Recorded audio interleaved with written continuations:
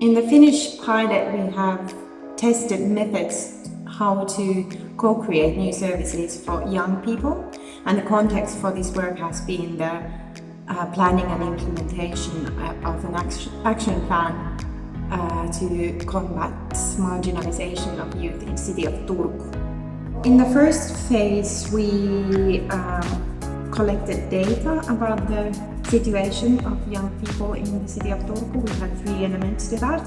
There was one research done by independent thesis writer on the silent service needs in the city of Turku. And secondly, we collected user voices. We trained community reporters. They were social work students of Turku University of Applied Sciences. Through their own networks, they found 21 young people that told their stories about their life situations. And then we analyzed these videos, created profiles of young people in difficult situations. And those profiles we have been using as a starting point for our work. And thirdly, we organized a workshop where we looked at the services provided for the young people at the moment.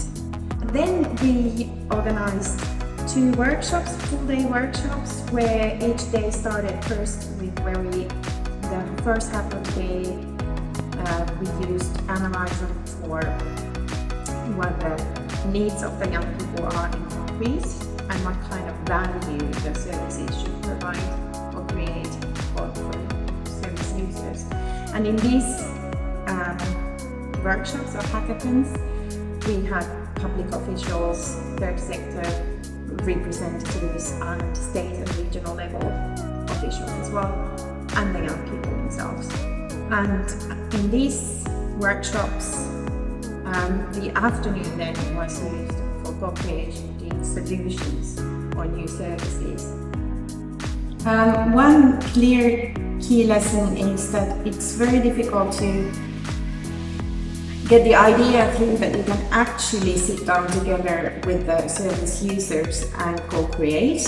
And I think this was a really illuminating moment for the city that they realized that it is possible. There's some challenges to that as well. We notice still that even though we now managed to get them around the same table,